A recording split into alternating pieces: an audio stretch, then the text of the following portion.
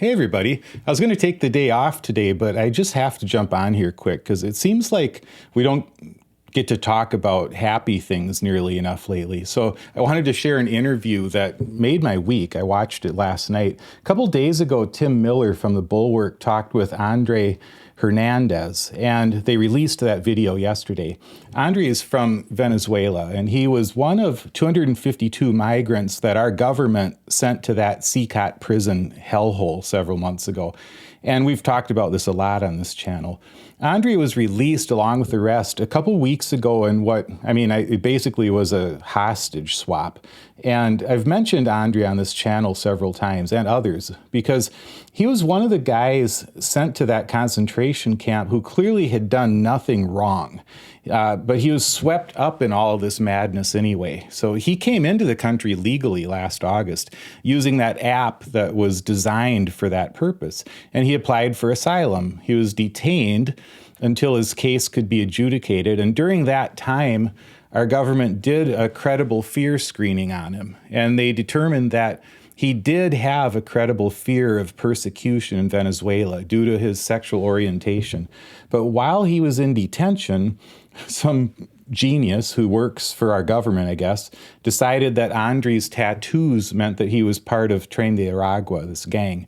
So they designated him a gang member. And several months later, he found himself in that prison in El Salvador. So I'm going to link down below to the interview with Tim Miller because I think it's important to hear Andry's story for yourself. I'm enraged that our government did this to him, but I'm thrilled that he's out. And here's my main point for today, though. The reason Andry is out, and the reason all of these prisoners are at least more likely to get some sort of due process than they were a few months ago, is because of the work, the sort of work that we're all doing. It matters that we're speaking out. I'm not going to spend too much time talking about Kristi Noem today, but I do have to point out that she went down to that prison and she bragged about sending human beings there for life. And she repeatedly called them terrorists. And she used them as an example for other people who might try to enter our country illegally. And remember, Andry didn't come here illegally. And she said, we're confident that people imprisoned there should be there, and they should stay there for the rest of their lives.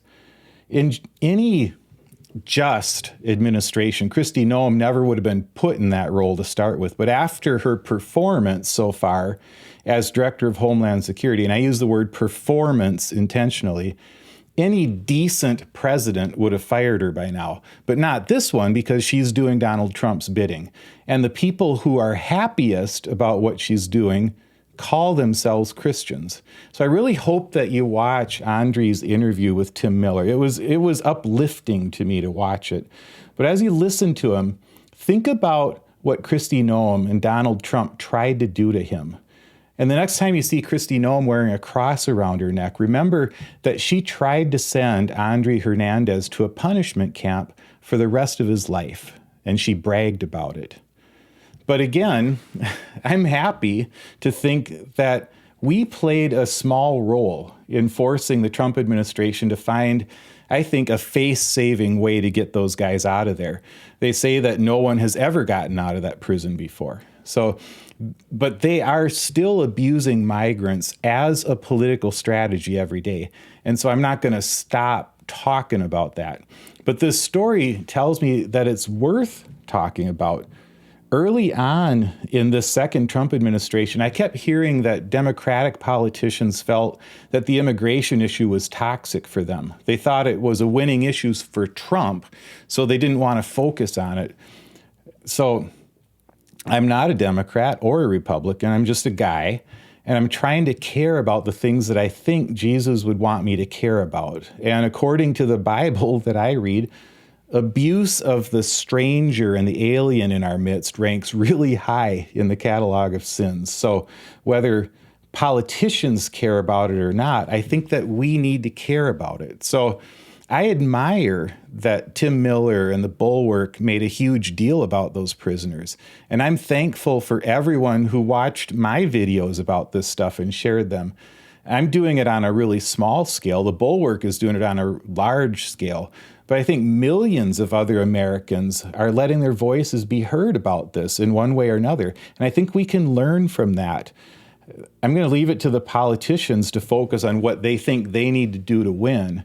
What I'm going to keep talking about is what I think is right. And guess what? It turns out that when we make a case for what's right, people do care. Immigration was supposedly Trump's strongest issue because people do want, a strong border, I suppose, and they want some sense of order around illegal immigration. They voted on that. They cared about that. But what we found is that the majority of Americans are not as cruel as Trump and Kristi Noem, and they're not okay with what's happening. So I know that we've got 3.5 years of this kind of cruelty left, but I think it matters that we're pushing back. Public opinion is changing, and little by little, Americans are deciding that they don't want the abusive policies. And Andry Hernandez was able to give the interview that he gave because millions of us kept shining a light. And it's a small victory for most of us, but for this one human being and his family, it's the difference between life and death. So I'd encourage you to go watch that interview, and I'll link to it down below. And thanks for listening.